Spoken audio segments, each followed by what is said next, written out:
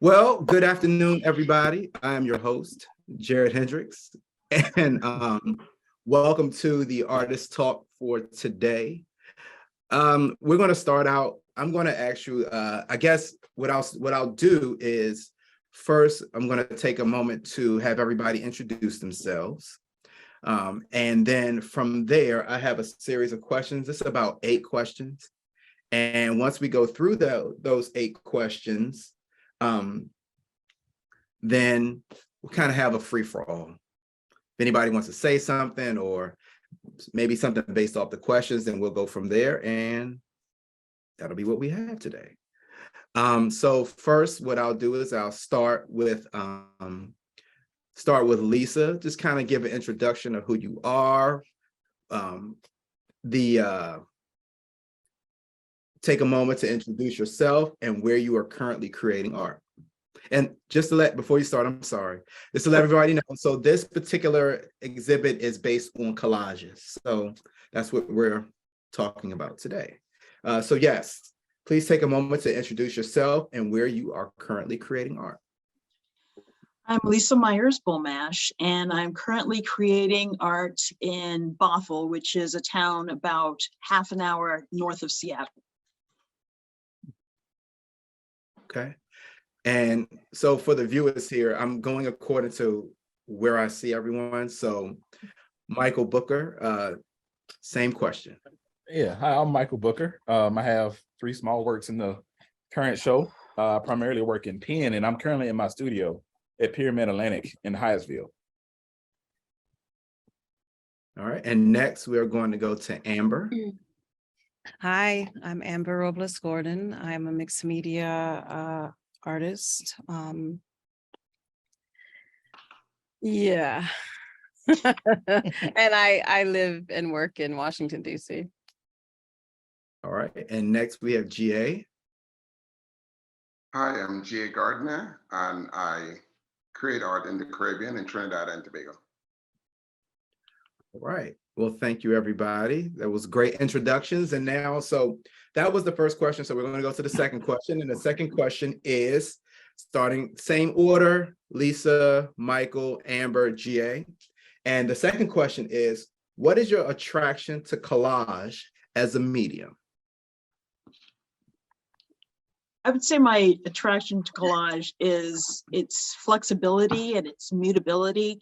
I like the fact that the position or the addition or subtraction of an element can completely change the narrative behind the collage as it started. And I also like how that meaning can change between the artist and the audience. All right, Michael. Yeah, similar for me, it's all about transformation. As I come to collage as an artist and as a teacher, because I teach at a community college where I also teach intermediate drawing class where we do collages in there too. And I'm always trying to help them talk about how you can take something, how it currently exists in the form they found it, and transform it into something new and have a new authorship over it. And that's something that you see a lot of in quilt making, and a lot of practices that a lot of us kind of look into as well with quilt making and other textiles, is finding something how it previously existed, finding your own meaning for it, and a way to transform it into something new, to create like a new memory of that thing and create a new story behind it as well. Okay. Amber. Yes. So I started doing collages, or what I would consider early, so around 7 or 8 years old. And my first attraction to it was bringing things that I liked into one plane. But of course, as I grow and shift and evolve, I have gravitated back to collage because for me, between collage and assemblage, it's one of the most realistic ways to interpret an idea or concept on a 2-dimensional plane. For me, it's closest to real life, because I don't believe, although I appreciate drawing and photography, but it's still not the closest in which we actually to end up perceiving the way our eye internalizes and then how we perceive what we see. So for me, it's because it's the closest thing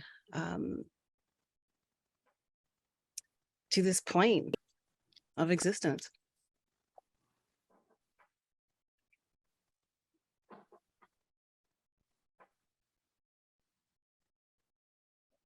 And I think he's asking for GA. Jared, you're muted. Am I up next? Had to be the one, right? GA, same question. Who's running the show is the question. I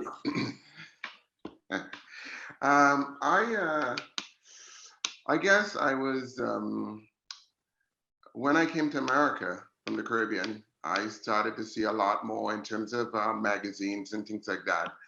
And the news shelves, in terms of the store shelves, in terms of like scenes that you would see in New York as you walk down the streets and you see all these real bright colors of magazines and the attraction and so forth.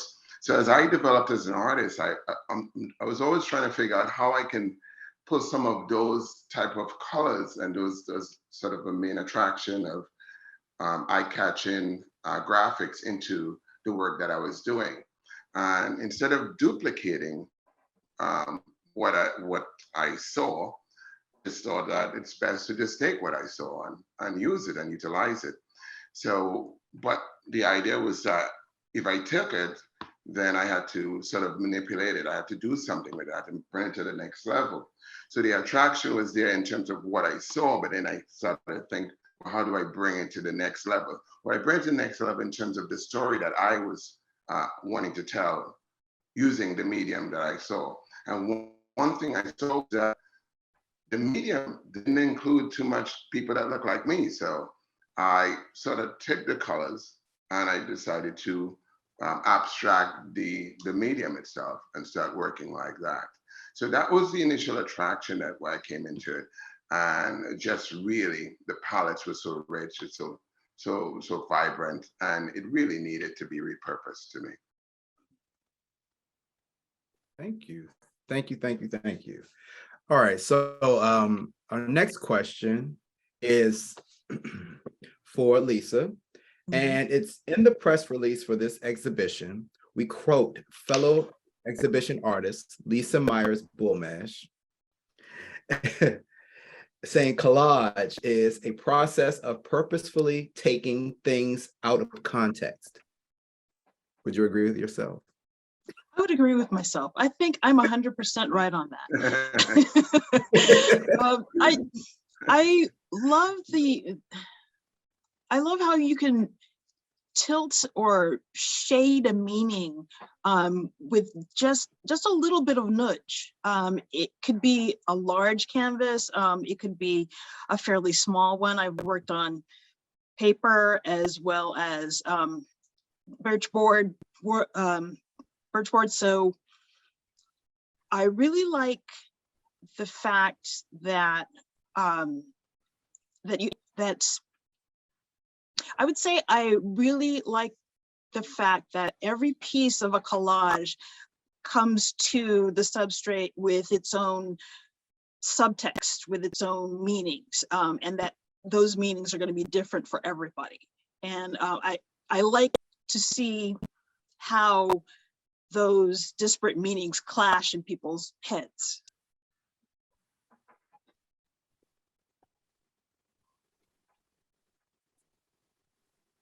All right, Michael. Same question. Yeah, like totally. Like I said before, collage is all about transformation, but it's also accessibility in collage as well. Like through the history of collage, it's been used throughout people of all different types of classes, especially like poor classes, been used for, political posters and things for like a lot of different countries. And because the collage is so easily accessible and easy to transform things into something new, people have adapted collage that don't have some of those skill sets that we think of like some artists have in terms of drawing ability and things like that, but they have the ability to define what's around them and turn it into something new and create new message and new meaning through that way. And we've seen it like used so much because of that reason. because it's accessibility and it's ease of use, and the beauty of it is all about what the artist can take what's around them and make something that nobody else can see, because they only see what existed before. And so I think I may have gotten off track of the question because I forgot what it was by now, but but I keep kind of going back to that idea of collage and being able, like Lisa said, being able to tilt things into like new ways of seeing. And it's kind of like the opposite of sometimes a cigar is just a cigar. No, the cigar is always something different. Where it came from, how it's packaged, who is using it or not using it.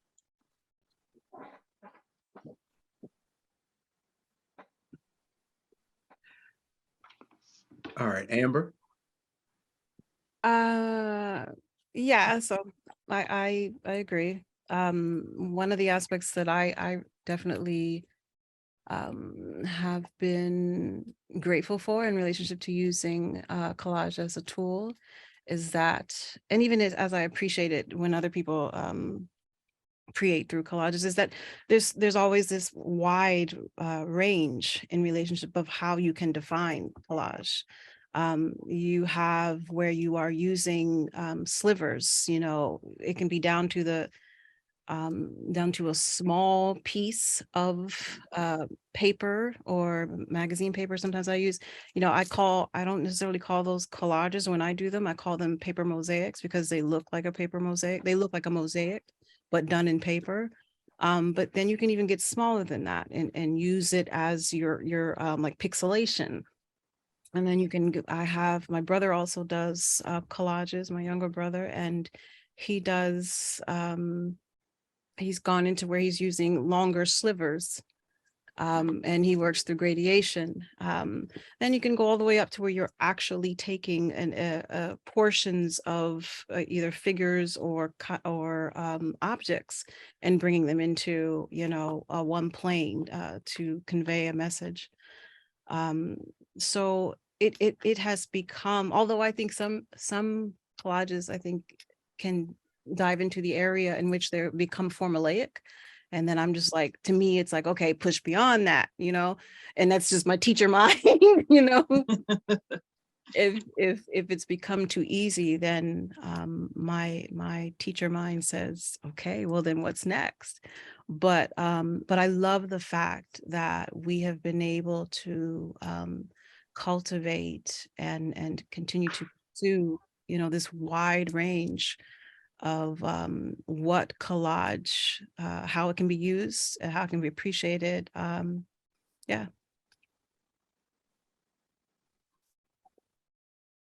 All right, GA, same question. What was the question? All right, Unfair. Oh no, it's okay. I was anticipating eventually having to say it again. So okay, in the press release for this exhibition, we quote fellow exhibition artist Lisa Myers Bulmash saying collage is a process of purposefully taking things out of context. Would you agree? Yes, yeah, I agree. And I agree that I would like to continue it because I think I agree so much that, but it's also trying to find, being focused on trying to find a new context for that material. It's a sort of reappropriating the information for your use, personalized it. I think it's no different. I mean, I came up from, I used to be an author at one point. I am actually, didn't used to be, I still own that title. But one of the things when you're writing a lot of reference materials and things like that, you're always taking things out of context and you're kind of referencing sort of your own take on the information that you got. And so I think it's a visual representation of that almost. It's like you're doing the same thing. You're just visually trying to explain what exactly you're adding to the table and bringing that material in the direction to tell your story. In the case of books, it was that whatever the book title was working off of. But now in the case of visual material and the sort of the mission and statement of the artist is trying to tell exactly what the artist, where they're going with this information that they have gathered. So yes, I agree. In short, I think that's a close-ended question, but we try to open it. I'm done. Okay. All right. The next question is, I'm going to start with Lisa again. The next question is, where do you source your materials? And what are some of the unexpected mediums you choose to include in your collage creations? I source my, hang on a second. I think, I think that's quiet now. I source my materials from a number of places. Goodwill is a favorite, especially the toys and the frames section, because there may be some small bit that adds three-dimensionality to what I'm creating that I wouldn't have gotten otherwise in a flat image. I also have a long bookmark list of sites that I go to either for images or for different types of paper. I like paper that's made out of actual wood pulp, as well as other materials like parchment. Sometimes there are papers that are definitely man-made, but they stretch and they move in a way that feels natural to me. And I would say, let's see, as far as interesting materials, I think the most interesting material I've used in some of my collages is pumice gel. It's sort of a surprise to people when they're approaching it. In my experience, they see the collage, but the pumice gel really jumps out at them as sort of a bit of reality coming off the substrate. It's also a great way to watch people try and restrain themselves from touching something.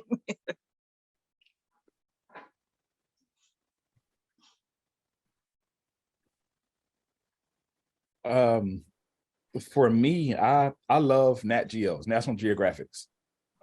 They are like prime source number one for me. I have to try to like not use them as much because sometimes you see images in there, they're already so beautiful, like you get shell shocked and trying to figure out like, how can I make this into something new? Or it just looked like it came from Nat Geo, like just by looking at it. So like Nat, but I love Nat Geo. I love interior design catalogs as well.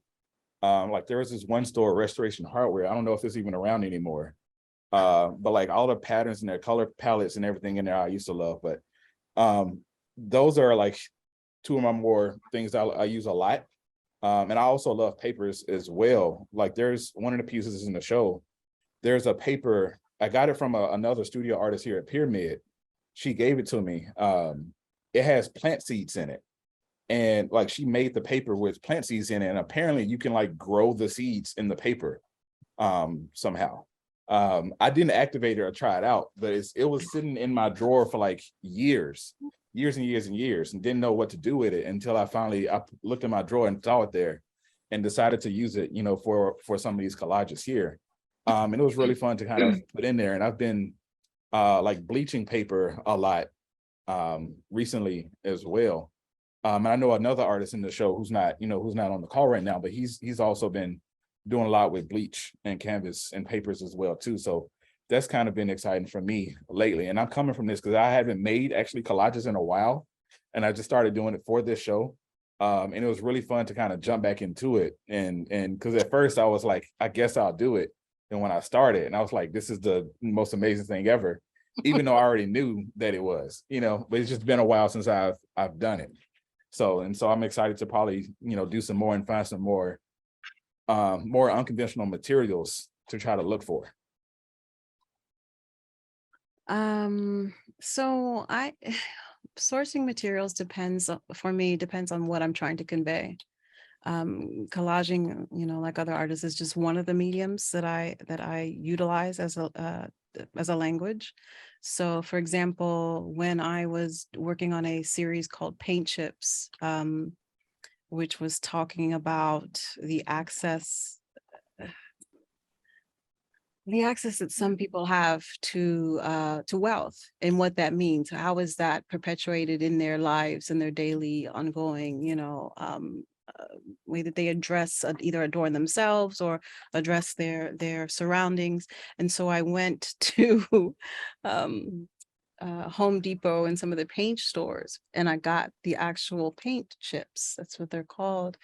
And so the base, on top of, canvas and then paint, then I placed the paint chips on it. And some of it I even made notes of things that I was noticing around throughout a particular year. So for me, it really depends on what I'm trying to convey. And I'm so in love with materiality that it just makes it more exciting for me. And then you have to go through, because you mentioned this, like, even though you've created collages before, it's so funny, I'm pointing to you, Michael, because you're down there for me. But one of the things I love about being an artist is that, especially when you're able to create in different mediums, is that the language, like the upload of the aesthetic language that you have to go through when you are put forth another project. Whereas, my next body of work is going to be large scale collaging. I think I'm going to do it on canvas, but I'm going to take this aesthetic language, this aesthetic language, this aesthetic language, and my goal is to merge them onto canvas. But then, I'm also going to be working on a public artwork, and that means that at least I think the mediums I'm going to be using is going to be fabric on, wire. And then I have to upload again.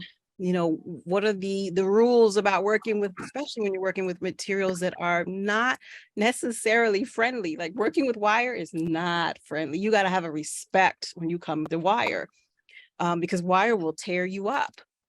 And I've been working with wire for years, and I love being able to, I guess it's a measure of code switching, but it's like technique switching.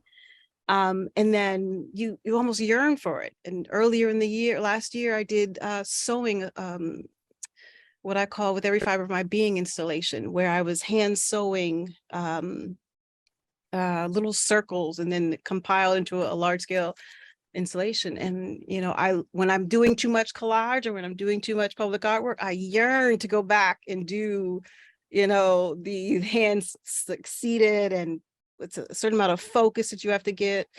So I'm totally past that, whatever question you asked me. I hope that I answered it. But when you mentioned that code switching, I just, because I love that. It's one of the joys. Or even when you're able to revisit, when someone says, we want an installation like this, like, meaning referencing a past installation, I love being able to go back and looking at it and see what has changed for me in relationship to how I now view this installation. Is it still saying what I needed to say? And if not, I love revising. Anyway. All right, GA.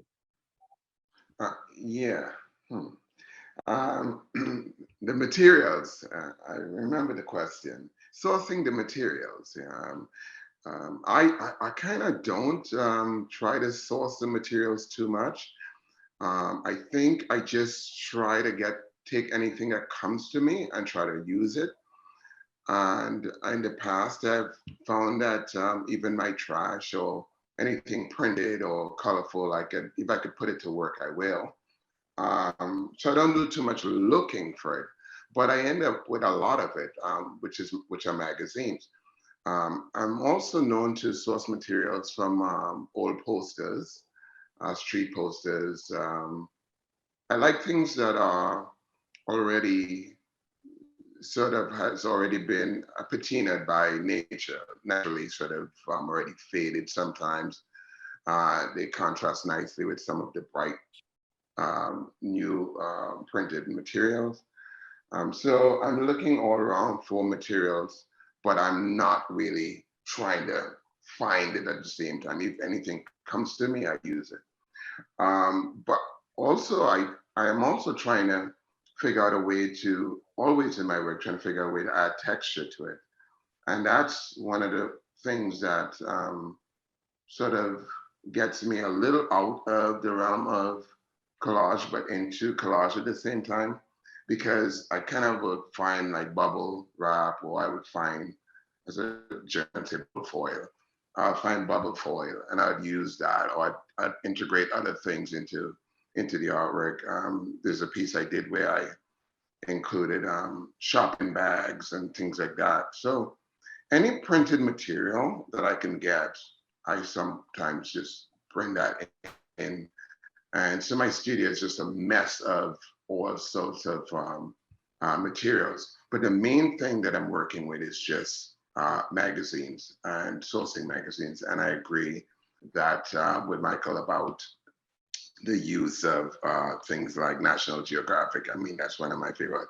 And you know, the other flavor that I have is being able to use interior design magazines. Oh my gosh, those are golden. They're the gifts that just keep giving. I mean, they just allow you to open space so much, you know, because a lot of what I'm trying to do is not to appear two-dimensional in what I'm doing.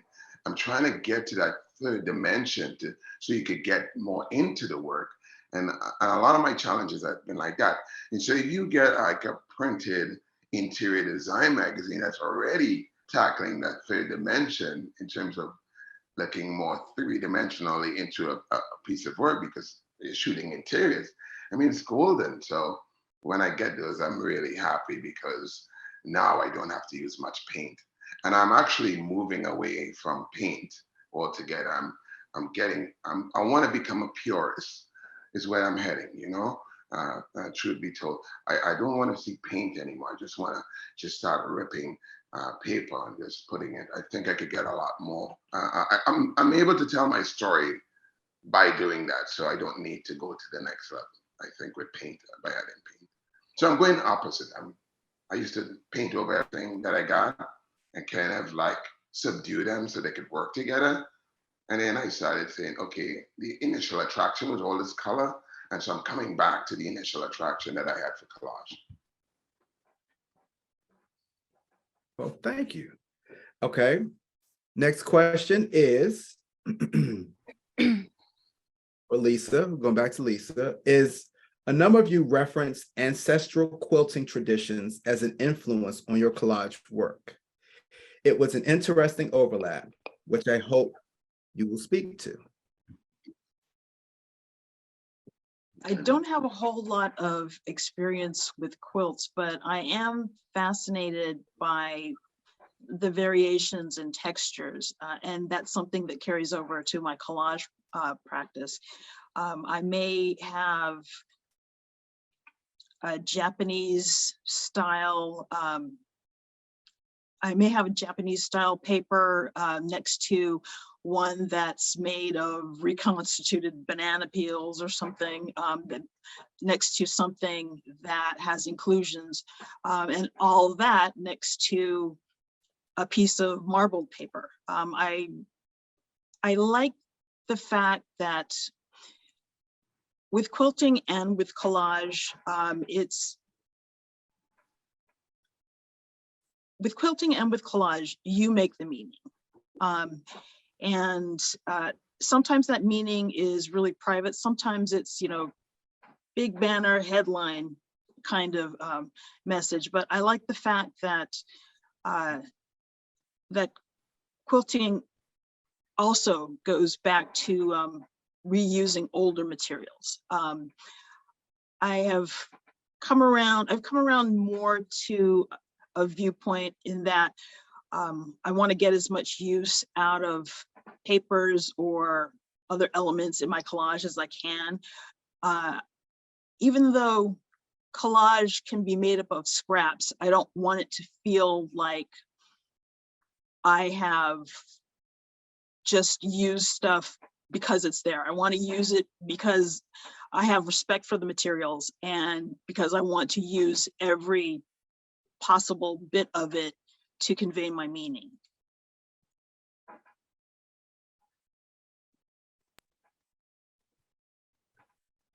Yeah, for me, pretty much anything that I've made in the past 7 or 8 years always kind of goes back to quilt making in some form for me. It may not always be on a formal level, like on a compositionally, it may not like be an apparent like quilt or something in there, but like some of the histories and the rules and traditions in quilt making and my decision making and the art making process all goes back to like my learnings of quilt making in some form. There's there's traditions where, like, especially in the South, there's houses with newsprint covering the walls, like covering all of the walls, and there's quilts where they will establish a pattern and then they would do something intentionally to break the pattern in the quilt. And a lot of that was done, and it's believed a lot of that was done to ward off evil spirits. And think about evil spirits like to travel in straight lines. So like they like patterns, they like easy things to kind of go through. So when you establish a pattern, like you got to find a way to break it because that wards them off. And that's, it's been a long history with, like, you see that in a lot of African-American quilts and, G's Ben's quilts, and a lot of other cultures do similar things as well. And so like that method of thinking is the way I kind of went into my collages too, along with the other things that I've made. And then also, like with GA said, thinking about collage and not wanting to paint, like for these 3 that I made here, like I do have parts that are drawn in my pieces in this show, but the faces that I drew, they were drawn in the past, like for something else, like they weren't made specifically for these pieces. And so like I wanted to, and like they didn't work out for the original intent. So I had them laying around, and I ended up cutting them out and repurposing them like for these pieces now. So I don't know if that's cheating or not, but like I still consider it as collage pieces instead of like something that's drawn for a collage, if that makes sense.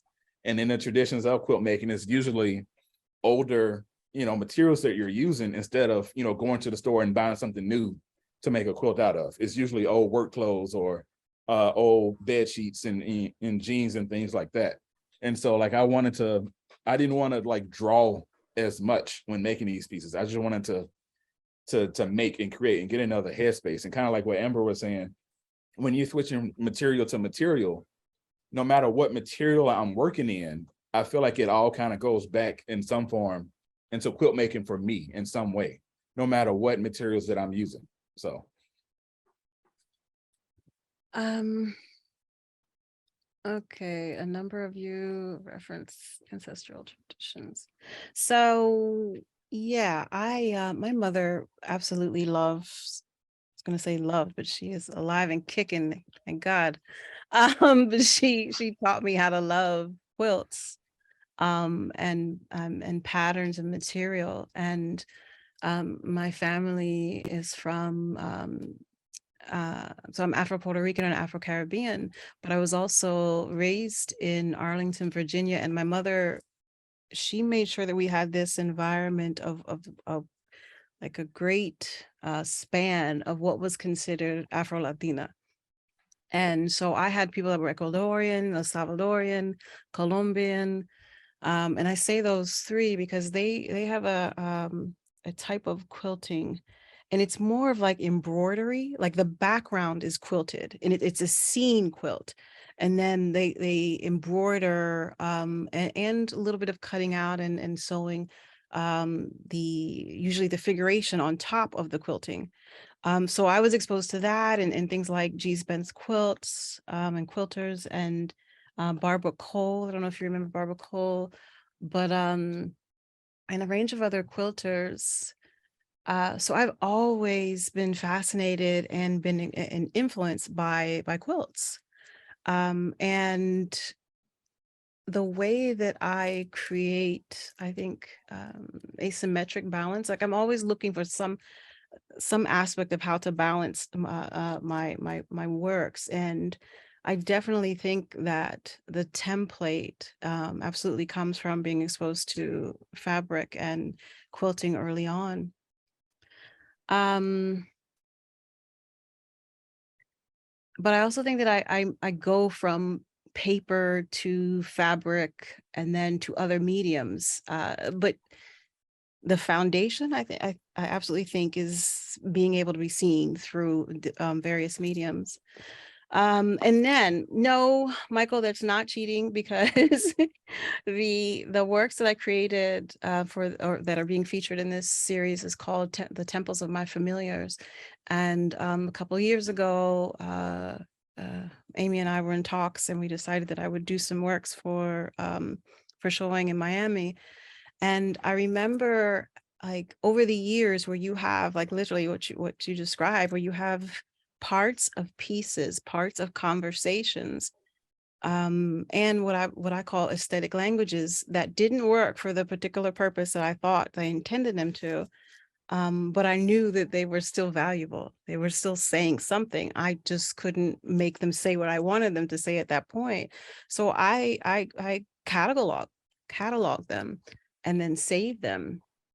And I don't mean like I have literally a catalog stating which, like, small, I mean like in your brain, and or keep them in like pairings. And so what I decided, at the end of that particular, because it was during more like the middle of the year, as I was going through and excavating, and those pieces were still talking to me. So I said, all right, no problem, pieces, let's see what you say when I bring them together. And so for the particular works in this show, one of the things I did was I had drawings of what I would consider my, like, mock drawings for some of my large installations. And so when I started to bring those pieces together, it was like all of the various languages that I thought were separate just became this whole additional language. And that's like one of the great joys of creating, So did I answer that question? Yeah, and just to jump off of that, like, it's interesting how, like, when we make things, sometimes it's like we have this great idea of something that we think is going to work out, but, like, we don't have the vocabulary for it, or, like, the spirits hadn't moved through us yet, or, like, whatever. Like, we make something, it doesn't work out for the purpose we intend, but we know it's something there, and then just to, like, hang on to it for a while, and then you can come back. And that's one of the advantages of collage. And collage can allow us to, like, it allowed me to find, like, a new way to look at those old pieces and, like, find a new light for it. And that's interesting that you're saying that as well. So Absolutely. All right, GA, your turn.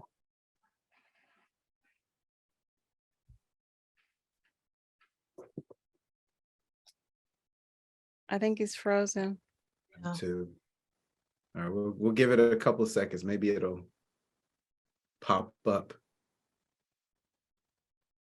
All right. Uh-oh. He's screen off now. All right, so what we'll do is we're going to go to the next question, but when GA comes back, we'll go back to GA. Does that work for everybody? Mhm. Okay. Next question is, many of the works featured in this exhibition approach their subjects and concerns with repair and restoration in mind. What is the role of repair restoration in your work? Do you see it as a reparative or something else? Yeah, I do see it as a restorative kind of process, in that some of the images I use can be problematic. They have colonial imperialist roots, and the depictions of Black people, no matter where they're from, the depictions of Black people can be problematic, but every once in a while they're also beautiful. because someone took the time to create these images in the same way that a scientific illustrator would. Somebody took a lot of time observing and mentally positioning where this person would go. And with the collages I have in this show, I want to take them out of that colonialist background. I have a problem with,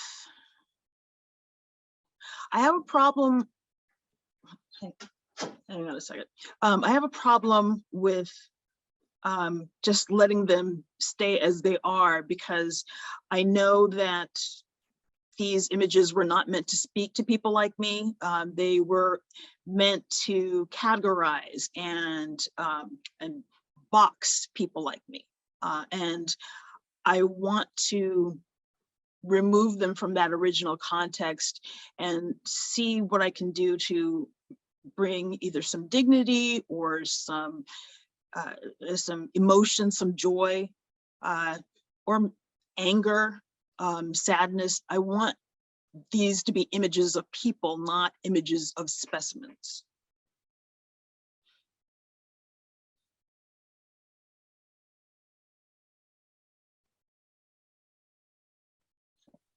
Okay. For me, for the last, couple of years or so, probably a little bit more than that, I've been invested in like emotional restoration, I guess. And I think the pandemic really exacerbated it a lot more for me. I think that there's a lot that we as a people have to go through, and we try our best to not let people see all of those things, to see what we go through on a day-to-day basis.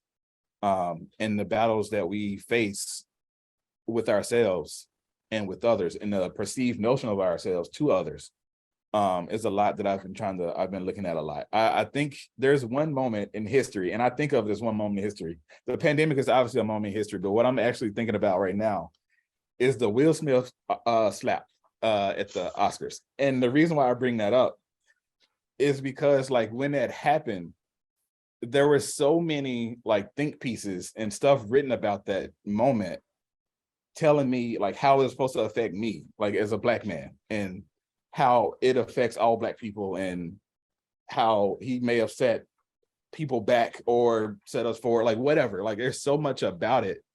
And it's like thinking about myself that has nothing to do with that. But it also has everything to do with me at the same time. That duality that we have to exist is like being a part of a culture, a larger culture, but also having to be ourselves as an individual, trying to work with that balance, and like how that kind of like works on your psyche, over time, and trying to find the duality between those 2 points. And so like a lot of my work has been focused on usually figures that are usually alone. They're not lonely, but they're usually alone in deep thought, or I love the word sunder. Sunder meaning like the thought or the idea of people that you would see walking on the street that you'll probably never see again in your life. You see them for 5 seconds and they're gone. Sunder is about like the deep thought or the idea of like what their lives are like. So if you're the main character in the movie and they're the extra, is really investing into the extra in the movie and their background, their history, their story, like everything they're going through. And like the idea or that we all are kind of going through something. And so that emotional response and that emotional support or restoration, as the question says, has kind of been like what I've been invested in, for a while. So I look at my practice, my artistic practice as, I've always looked at it as something that I do for my own restorative health and or continuous healing. I'm one of those people that doesn't believe that that healing happens and then you're done. I don't think the world works like that. So I think that creating has been the mechanism in which, one of the mechanisms that in which I have used to convey and influence and cultivate ongoing healing. So healing forward, and learning forward. So to me, it's a mechanism, or even better, a modality. So I've always been interested in cellular energy and how it's dispersed, how it's maintained, how it's cultivated, and then how we use that to then elevate in relationship to our conceptual thinking. So for example, and then I always try, and when I'm looking at my works, I try to have a micro and macro aspect and how I approach whatever topic I'm trying to convey. For example, one of the most recent bodies of works I did was called A Place of Breath and Birth. And it was about, it's a collage series by 18 by 24. And they were about my going back as an adult and really diving into my Puerto Rican heritage. And so I was looking at things like colonialism and its effect on Puerto Ricans, colorism, and you have this whole range of things. But then as I was studying, researching about Puerto Rican heritage, I realized, and specifically because of the way the US government has treated Puerto Ricans as though they're not US citizens, which is furthest from the truth. Then I realized that it's not just about Puerto Ricans, this is about anti-Blackness. This is about, because you have millions of people that are not of either European or white heritage that reside in the US territories, but then do not have the privileges of what people that reside in the States do, and depending on the color of your skin. So I'm saying all this because then what I realized was that I created a larger body of work that conveyed that dialogue, where I was kind of diving into US involvement in each territory. So I'm always looking for ways to repair. And sometimes that repair is through information. Sometimes it's through like my own personal, like what I would consider like a cellular repair in relationship to like what I described earlier, where you're going back and picking up parts of the pieces. Meaning, because what I realized as I was going back, because these are the parts in this series were slivers of things that I had been creating for almost 15 years. And when you pick up a piece and you remember which artwork series you were working on at the time, there's something that is so, I want to say spiritual about that, because it's like you left a part of either yourself or an idea. And it reminds me of the things that we do in life about circles that are not completed, and how eventually you will have to come back and complete that circle. So to me, creating is like, I call it healing forward. It's continuously going back and rectifying, reforming, recultivating, expanding, the knowledge circles that we encounter throughout life. So yeah. Thank you. All right, GA, we have so we were in the middle of a question when we lost you, but then we started another question. So you have a choice. We can go back. So it's technically it's your turn for the current question, or we can go back and we can do both questions. However you want to do it, I am happy to do that. But what might be interesting for let's go back to I'll give you an opportunity to do both questions. So it's okay, good. So the first question was, a number of you referenced ancestral quilting traditions as an influence on your collage work. It was an interesting overlap, which I hope you will speak to. Okay. Yeah, when I first started to figure out what exactly, because there's so much to say and so much injustice, and I wanted to abstractly discuss that. I started looking at a lot of indigenous lines, African lines, indigenous lines, basically, and looking at quilts. And the initial work started to come out more like tapestry, people would say. It's like, it was so textural and it was so geometric and things of that nature. But I was learning from those lines, and so that really lent a lot of influence in terms of what I wanted to do. But as I started to figure out more, I started coming out of the tapestry. I started getting away from that because the thing about it is that I'm always trying to, and I think one is always trying to forge their own way. So you start off in a way of mimicking, and then you start growing and you start realizing that you have more to add. And the things that you have to say end up sometimes pushing you away from where you initially started that attracted you to the medium. And so right now, the work that I do is more of a decollage style work, because I'm sort of moving more away. And it still has that sort of a tapestry feel to it, to me, and strong textural feels to it that sort of lends itself to the origin of tapestry, the influence of that style that I really wanted, that I had initially. And now I'm figuring out ways to grow beyond that. So that's why I am. I hope I answered one question somewhere along the line. Did I? I think so. Okay. So the next question was, many of the works featured in this exhibition approach their subjects and concerns with repair and restoration in mind. What is the role of repair restoration in your work? Do you see it as reparative or something else? Oh, it's me still. Repair and restoration. Okay. Well, I don't believe that I am actually trying to necessarily repair anything. I'm actually trying to take things and tear them apart.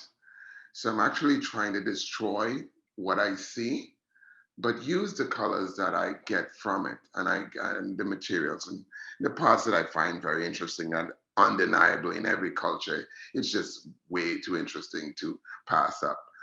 But I'm definitely, oh, I see where the problem could be. So I'm definitely not trying to restore.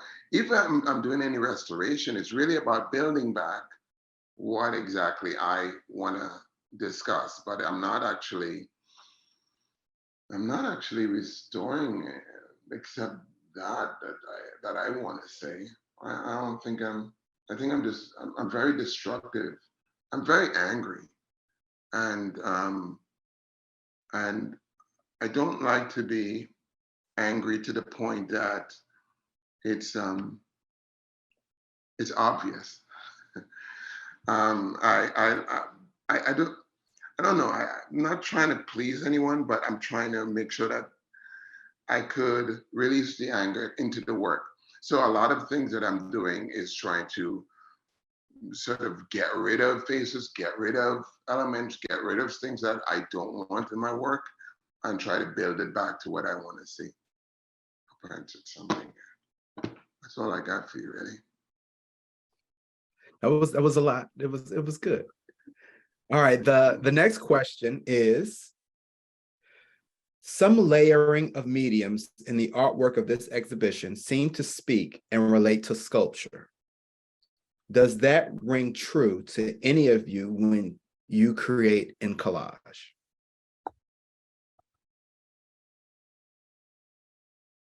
Yes, but that's all I got. It does. You're starting it off.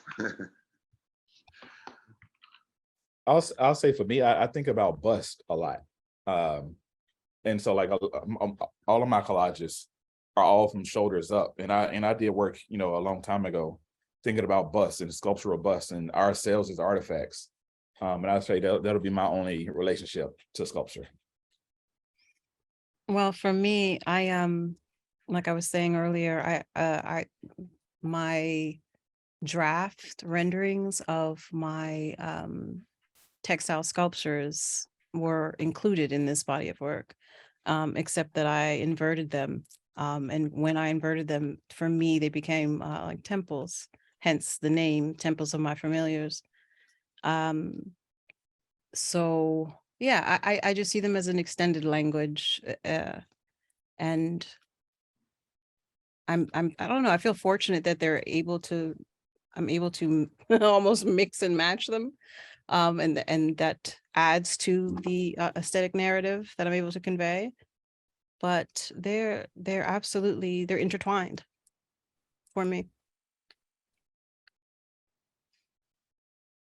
I'm gonna say no on this one. My collage tends to creep into my assemblage rather than the other way around. I have just finished a couple of pieces that that involve a collage that I've inserted into the assemblage, but it was more an element of that assemblage rather than actually thinking structurally about collage. Yeah. Okay. I'm gonna jump in there. I think. Can you hear me? I think it's still. Can you hear me, everyone? Okay. Yeah. I'm trying to build like in that Z-axis, like I was talking about earlier.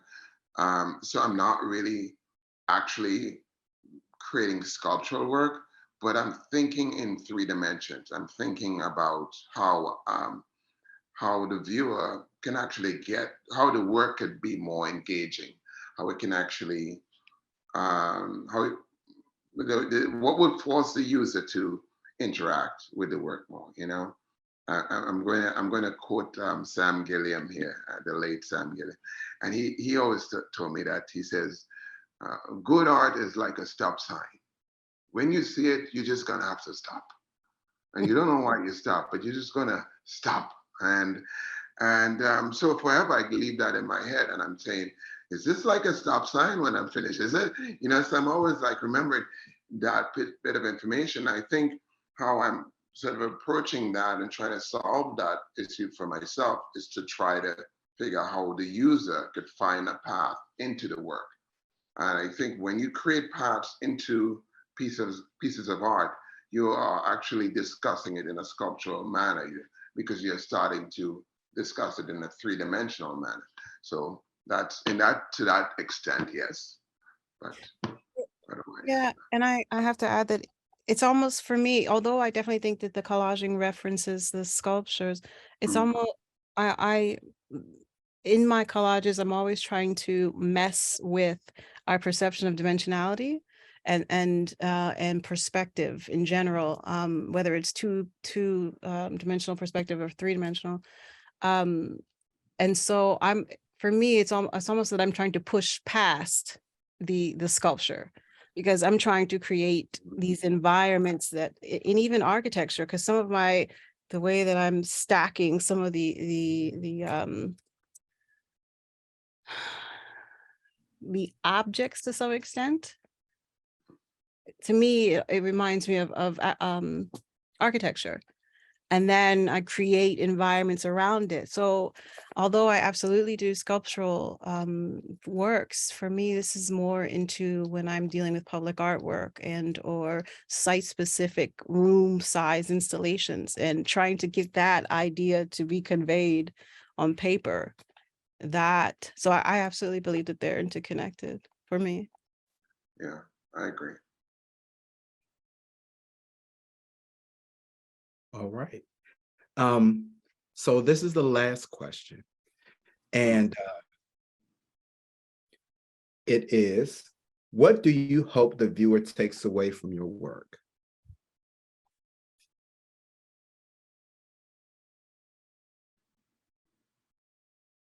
I hope people take away from my work a sense of the singularity of the subject I have in these pieces.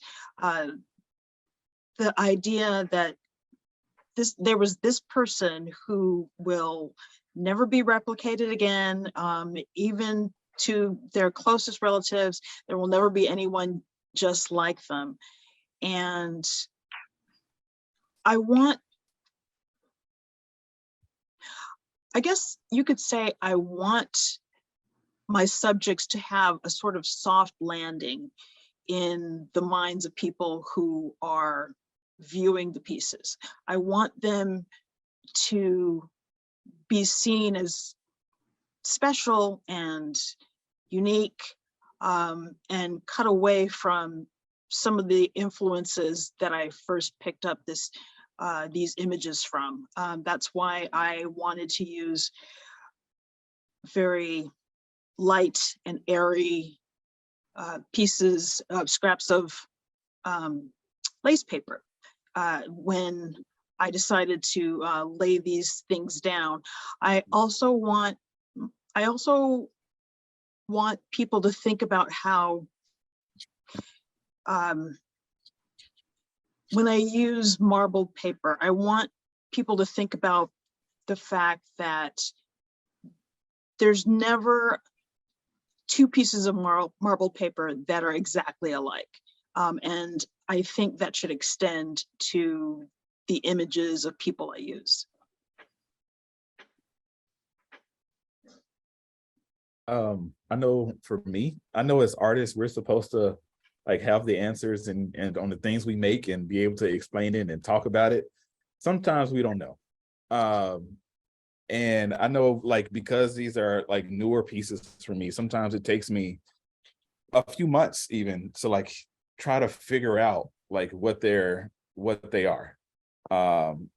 And like, I know that I'm thinking, about the ideas I've said before about like investigation of ourselves and a perceived version of ourselves, and the duality that exists between those two people, and how the people in the collages are kind of like experiencing that. But I think it's kind of new for me. The pieces are kind of new for me, and I'm still trying to like see what they're about myself. And I guess there's just as artists, we put on this facade, like we have to put our art speak on sometime to like get through it, and this is what it's about. But sometimes like we don't know, and I'm kind of in that boat right now a little bit. So So for me, I think that question depends on who's viewing the works. So for those that are looking for information in relationship to whether it be what to do next, how to do this medium, how to work through this issue in creating a work, for those, it's about like the investigation, allowing your inner energy to lead your investigation forward. It's really important to be able to listen and even converse with thyself, really in relating to what is being, because we have so many things that are being thrown at us in general. And then also for the artist seeking, more information, how important it is to expand what it is in relationship to what you create with. Because I've always, invention or like exploration of materials has always, and materiality has always been something that just floats my boat. And so I've always wanted to encourage, others to do the same, specifically because, I think the more that we do that, the more that we more that we honor ourselves and our ancestors, and the more authentic, hopefully, you become. But also, we just continue to blow out that perception of what it is to be a fine art artist. That because so much of this industry is constituted on that European lens. And so we are the masters of invention, you know, and there's so much more to invent. And then for those that are just, you know, I guess looking for whatever reason they're looking, I don't know, just enjoy what you're looking at to some degree, for lack of a better, you know. Great. I am trying to address the absence of my culture in the general media. And so a lot of what I am doing is, that's where it comes with that erosion of the narrative, of the information that's already out there. I try to erode it to try to rebuild it to what I want it to look like. And so in my work, you might find a white person's leg, or you might find different parts. But it's not really, it's not like I'm trying to destroy anybody. It's just that I'm actually trying to build it back color-wise to tell the story that I have to tell. And I think that for me, too much or too little of us make it into mainstream media, and that upsets me. So I start taking the information because I can't really use it because I'm not as attracted to it except for the colors, and so I'm just using it to what I could make out of it.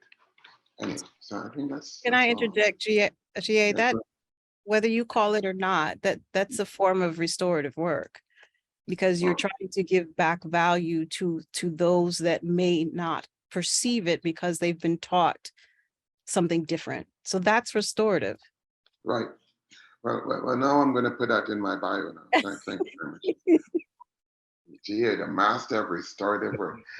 And I'll quote you, Amber, because I don't want to, collage you into your words into my okay, what I have restorative, yes, because you are absolutely working towards rectifying a narrative and expanding beyond a European lens. So that is a work of repair. Yes, and definitely. If you think about it, what you said was that you're an angry person. Just consider. Yes, very much. Yes. Go ahead. So consider what other people do with their anger, right? Mm-hmm. There's a whole wide range of things that people do with their anger. So the fact that you are using a traditional method of creating to create forward, that's repair and that's restorative. I didn't say anything about master or anything. That's you. You put that in there. No, I know. But I'm just saying. I'm gonna put it in because I gotta own it, right? I'm the master of it. Now, I'm just gonna put it. I'm just gonna own it. The bottom, fine print. I really get it. Yeah. But thank you very much, Amber, for jumping in. All right. So look, were you saying anything? Who, me? Do I want to say anything? No, well, I was going to say that. So those are all the questions, but I want to leave the floor open, for if anybody wants to share anything, if anybody wants to say anything. I know you all know each other, I believe, right? So, yeah. So this is actually my first time. Oh, is GA speaking? I'm sorry. Oh, no. Sorry, I didn't know it. Sorry. I was trying to figure out who I knew I didn't know. I've seen your pictures so many times. I never met you. I mean, Michael, but I met Amber, of course. History with her. Yeah, and I think GA, this is my first time meeting you and Lisa as well. Yeah, Amber, we've spoken before, but not like had in-depth, conversations or anything before. So a lot of us are kind of really new to each other. Yeah, I'm sort of on the edge of the planet over on the West Coast, and everybody else is in this nucleus of DC, or at least within a reasonable travel time of DC. Mm-hmm. Yeah, my travel time is not reasonable anymore. But anyhow, go ahead. Yeah, no, I wanted to say real quick that I'm glad, because this is one of the things that I asked of Amy, in that, you know, there's a lot of us and we have very parallel languages, aesthetic languages. And we're all in you know, working with Amy. So why aren't we having more conversations? And so I'm glad that this has happened, and I hope that we continue to have conversations around our work and around the industry. Despite what some people think, artists absolutely have to have that entrepreneurial threads in relationship to how we navigate in the world. It's not just about the artwork that we produce. We're entrepreneurs. We have to talk about, we have to talk about what we do, why it means what it means to us, and why it's just part of it. And I don't think a lot of artists, I know some shy away from it, but it's Sorry, sorry. Go ahead. Sorry. in my experience, being able to convey aesthetically and on a through your art is just as important as being able to convey something about your art orally. So Yeah, I'm happy we were able to also, you know, communicate with each other today as well. Like you said, like so much of our practices, like there's so much overlap in a lot of people on Amy's roster in our practices. And it's interesting to see how we all perceive or partake in some of the same things. We kind of talk about the same things in different forms and different methods. But there's a lot of overlap, and it's nice to just hear other people's insight as well, because I know, you know, being a studio artist, you know, a lot of times, at least for me specifically, you're in your studio or wherever you work and you're alone a lot, and you get in your own head a lot. And the ideas that come out start to become very singular and not a representation of the rest of the world. And that can be a good thing or a bad thing. Like, it can go either way for a lot of reasons, but like being with other people who are in similar positions that also work in similar fashions that you can kind of talk about and bounce ideas with, and hear them speak about their works, it helps. So you're not caught in this bubble that you can, well, that I can so easily get trapped into sometimes. yeah, it's problematic, or it can be when done too much, when siloed is siloed. You know, and we are human beings. We need a level of interaction, a social interaction. Right, and all the online stuff doesn't cut it, obviously. I am really looking forward to seeing how we as collage artists represent some of the siloing, the putting everybody into their own little bubbles that sometimes bounce against each other and sometimes just pass each other completely. I'd really like to see how much connection we build in spite of all the siloing that is going on as a result of the pandemic. And I really hope that we keep on reaching out to each other, even though a lot of our personal habits have to change. When you say personal habits, you mean in-person habits? Is that what you mean? I mean, yeah, I mean in-person habits, but I think that when you spend all this time by yourself in the studio, you know, things will start to sort of turn on your mind until you've looked so far away that you're all the way back to the original point. And like you were saying earlier, that can be a good thing or a bad thing. But I think that if we learn how to overcome some of that, then we have a better chance of I think if we overcome some of that, we have a better chance of making a new kind of connection. Yeah, and the thing about life, at least from my whatever years that I've been here, that the problem with siloing, right, is like you said, Michael, is that you end up basically talking to yourself. And sometimes you are literally creating for yourself, right? And or depending on who's buying your work, you can end up creating for them. So meaning your collector, which of course can create money, but it also it when we silo too much, it cuts off aspects of our humanity, aspects of learning, engaging, aspects of of challenging ourselves in relationship to the rest of the world. When this first question first got brought up, or this part of this dialogue, I had a flashback of when I was, I don't know, 20 something, going on a studio visit, and I was going to see an elder artist. And what I remember the most was how secluded he was from the rest of the world. And and all the work that he had in his home, and a talented guy, but it just made me think, this isn't how I want to exist, in the sense where interaction, engagement, new forms of knowledge, new forms of convening in the world is just so necessary. And it's also part of the elevation of who we are, the evolution of who we are as individuals, and or a grouping of people that are like-minded.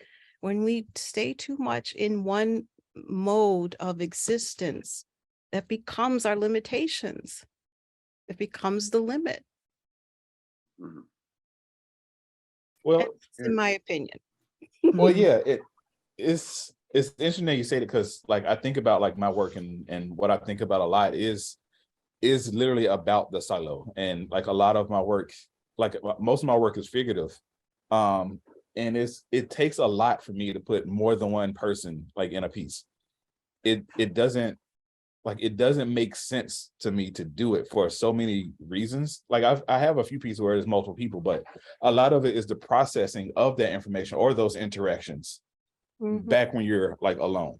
And so like you mentioned like making work like for yourself or for the collector. I think about most of the pieces I make, I make everything for myself. Like everything I make is like, I make it for me, but I think about how other people relate to those same experiences. So they're not for me specific, they're not just for me, but other people can relate to those same interactions, those same moments that we have when you're like in the shower alone, or about to go to bed or to go to sleep, or those private conversations that we have with ourselves, or those moments where you're out in public in a crowd of people, but you still like have that bubble around you where you feel like you're alone.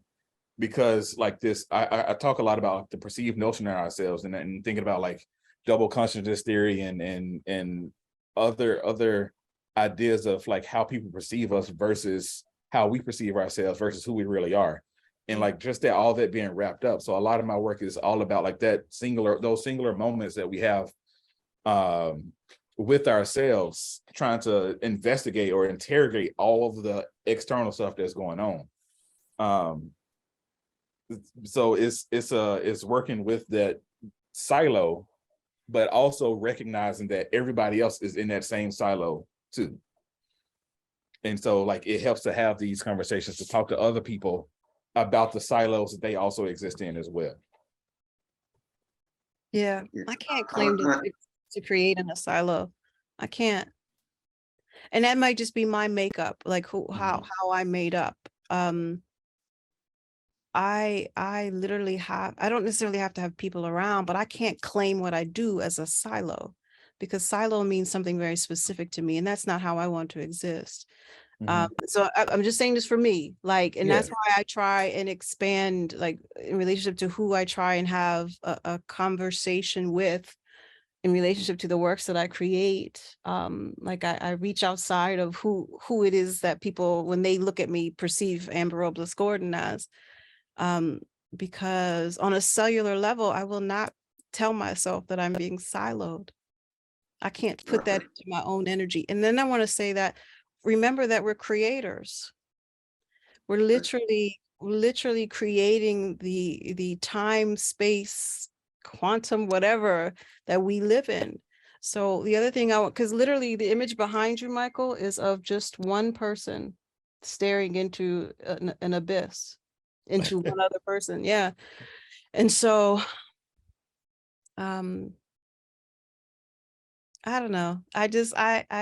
This is, and to me, this is the importance of having other people to engage, and not just in your art practice, but in your life practice. Because if not, I really believe that we'll end up like that gentleman who was alone with all his things at the end. Mm-hmm. And Okay, okay, I'm sorry, Amber, I didn't want to cut you off, but I wanted to jump in there because I have to pick up on what you're saying. Because everything, there's good and bad in various things, right? So that's why I think that good and bad is, I try not to use those words, but it's so ingrained in me that I cannot get away from the good and bad simplicity that I was taught as a child growing up, right? Good and bad is so silly, because what's good for me may be bad for someone else, and what's good for someone else. So it's too simplistic, right? So good and evil, bad, good, bad, whatever. It's silly. But what I will say is that some people, this whole siloed issue, some people perform better alone. There's no one size fit all. So some people are actually better by themselves creating.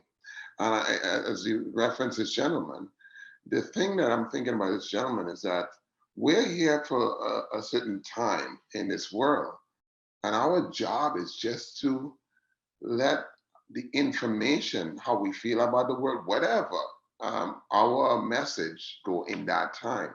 Now, that message may not be disseminated in our lifetime. We always want it to, because we're impatient. We want it to happen now, but it may not happen right away. It may happen 10 years after you're gone, 100 years, whatever. Somebody might say, hey, that Amber, she was something, and they bring back out your work, and you never get a chance to experience that. But that's just how it is, right? So you find your comfort zone. But I think what the good thing about being siloed, in a sense, is it's a Zen process. It's like you get to now determine that, I'm using the word good and I don't like it, but anyhow, I'm going to just for simplicity, okay? That as they taught me as a kid. The good part about being siloed is that you get to sort of meditate on what you want to say, because you already brought, we're not starting off that early in life, like we're kids, so we need to stockpile information. We have views of the world and we now want to express that. And we don't want it to be tainted by others. So there's a point that this becomes good, but I understand totally what you're saying, right? Because it's good, like when you're in that zone, it's like, wow. You start even thinking about sayings that people would say that you took for granted, and you just used to follow whatever the person said. And you're like, wow, I'm breaking that down. Wow, that was kind of interesting. I said it all my life, and but now I'm finding the real meaning of it. But it's just like a mindfulness process that you're trying to figure out. If you could focus on your art, you would focus on that, then you will find that you will get out of being commercial as an artist. And that's the issue that we all fall into, because I shouldn't say we all fall into, I don't know what you guys fall into. I just said in the trap, you might fall into it. But in any case, it's the traps, but if you don't fall in, I don't mind. I'm not hungry right now. But what I'm saying is that we fall into these areas that we have people telling us what to create. Now, they don't really tell us what to create. They tell us by what they purchase. And in a sense, we don't want that. So that's the good part for the guy who had all the work piled up. He got a chance to just say what he has to say. And when he dies, he's just going to let that go. And then the world's going to either suck it up or this 100 years from now, 200 years from now, whatever. But or it might end up in the flea market, like most of our work might end. Hopefully. So, yeah, and I just want to clarify, Michael, I'm not saying or GA, I'm not saying silo in relationship to creating, right? That's not, that's an important part. That's, for me, it's like, it's part of my meditative process. And it's absolutely how we create. And I'm not saying invite people into your studio and create with me. That's not what I'm saying. No. I'm saying, I know, GA, but I want to clarify. I'm saying that we have to remember that beyond the actual act of creating, that there are other aspects of us as human beings that we need to work on, cultivate, expand, explore when it comes to, because all these things should literally funnel back into who you are as a creator. And I'm saying, so be mindful of what you label yourself, because you're literally telling all of the cells in your body. And I'm just saying, be mindful of that, whether it's you're telling yourself and or the other people around you and what they're telling you. And I'm saying, I'm not pointing out to you, I'm saying, in addition, I'm saying this for myself, but for some reason, I guess where our conversation was going, I felt the need to share it in that way, but I wanted to explain. I'm not saying taking anything away from practice at all. Yeah, and I that's the way I understood you said it as well. Okay, and I think that's kind of what I was saying is like, my work is about the investigation of all of that stuff. Like, again, we think about like when we are alone, usually like a lot of my work is like about these, these individuals that are in a single moment in time that's unidentifiable, that's been affected by external factors. But I don't want to show what those external factors are, but we know that they exist somehow. And those external factors is like, there's just these moments of that people, the people in the work are like, they're in the moment of investigation of those factors. And so like, I want to just say like with my work as well, it's not about like, when I say I make work for myself, it's not about I make it so only like I like it and nobody on earth will like it, or I won't listen to anybody else, or like it's mine and forget everybody else. It's more about I know that the experiences that I may go through, everybody on earth also goes through those same experiences. And so relating my experiences to everybody else's experiences as well, even though those experiences, those specific individual experiences are all like when we are usually alone or alone in our head, if that makes sense. So that's what I mean when I say silo. It's not necessarily cutting everybody off. It's more of those times when we are alone, but we're related to everybody else. So. Right. And, I just want to add, and thanks, Michael, because I just wanted to add and clarify what Amber said that when I wanted to make sure that people understand that, when I talk about this, I don't really mean that. I understood what Amber was saying. I was just simply trying to go to a different place with it as well, because I think often people try to control an artist, and I think that's a big thing, and that's where I will sort of get off, because the reason you're a fine artist is because you can't take instructions from anyone, and you can't follow anything well, and so you do your own thing, and you force them to come to your thing, and your place of being in your sense, and that's what separates us from being a commercial artist, in a sense, who gets instruction and has to follow the instruction to sell a product or whatever else they're following the instruction. So I try to figure out, I'm trying to figure out how I could, and that's what I want to talk about. I want to figure out how I could really separate myself so that I could not listen. And I don't want to listen to anyone, and I don't want to create art for anyone. I really want to create it for myself, because at the end of the day, I heard one thing, and this goes for everyone. no one should tell an adult what to do. That's when you're a child, right? No one should really drill down, tell someone what to do, and they have to follow. That's a child thing. Once you become an adult, you answer to your own duty because you're equal to that person who's telling you what to do. And so once we get to that place, we're realizing our art that we also have to get to a place where we are the only ones who are directing our show. And it's not about changing your work, but it's finding places that, or people that will ultimately accept it for what you want to say. And so I think we all know that, but somehow I feel like I'm done. Sorry about that, guys. A little long-winded. Amber, you have anything to say? I turn the mic. I yield to the gentlewoman Amber, hailing from Washington, D.C. Nope, I'm done. You're done. How did that happen? Yeah. We've been here for a while. Yeah, I was thinking it's almost Awesome. So time. we definitely need to do this again. So look, we are going to wrap up, but this leaves room for many more of these discussions.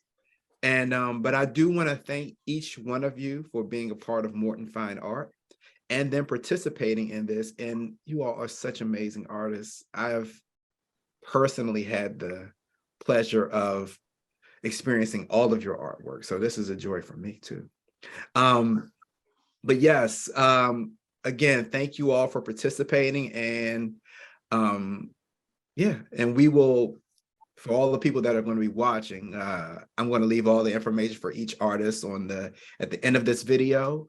And you'll have all of that information and like the links and all of that. So yes, thank you for participating, and we'll talk to you all the next time. I'll